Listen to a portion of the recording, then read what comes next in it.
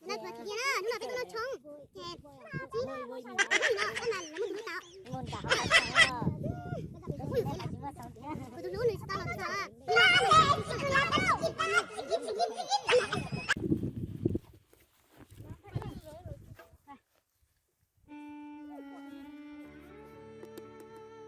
à nãy giờ qua diễn là chuyện diễn mà là diễn mà Đây, một giờ đây là có bạn biết thổi bình minh đó. Nó chỉ bao ăn chỉ qua à. Những cô chơi. Lấy ơi quay, lấy ơi nó tốt. Cho bé ơi. Kìa. Thằng có sốc quậy à. Có tự bẹ có là ô tô trời bé là. à đây là thứ hai mà nhỉ Em mua bắt quậy mà. đây đây chưa chưa nãy giờ là chuyện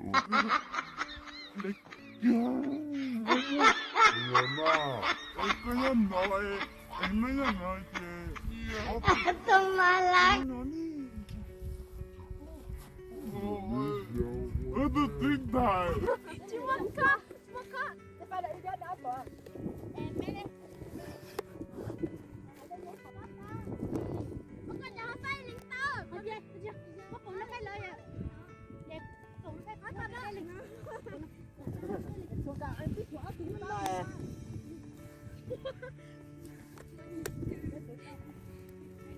trắng à nhớ chiều sáng Bỏ vô mấy bìa. Bìa. Có chứng minh nó tìm. Hoa hoa. Có lấy cái này không sẽ trang trí bộ mày. nó tự bấm luôn à Nó không sẽ bỏ mà. Wow, mình thấy như mấy người mua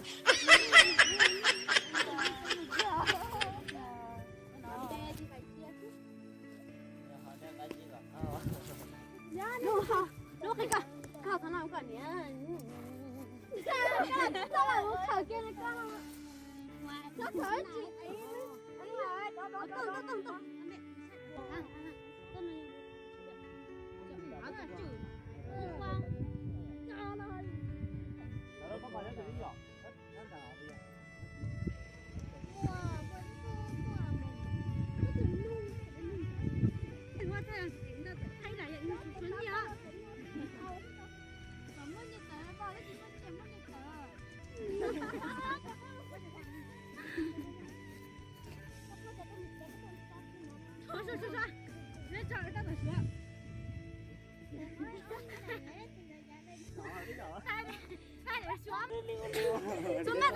à chuẩn nhiên là chuẩn nhiên là gì Dạ mà cái này còn nhau nói chuyện đó là chuẩn nhiên. Để chị ở chị, họ cho có khử rồi. Có thể đấy. đúng không Nó mà. rồi cái gì nhiều bật tàu Ôi cứ sao quay cơ.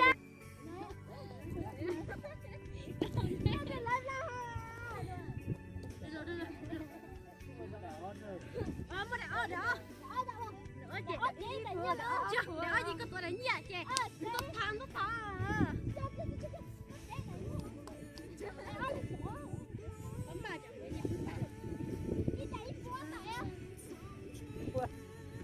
Đi lang. Vô lên. Nó nào hay đấy mà. Nè.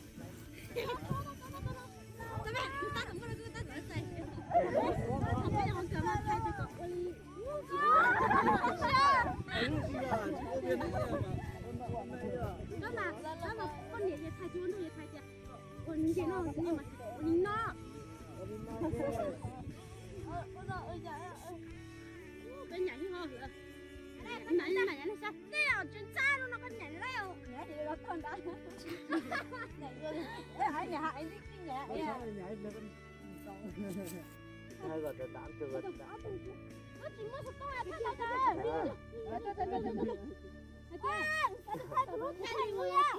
Chuyện này bây giờ có thể nhiều nha. Con này chơi nó gần. Tao ăn gì ơi.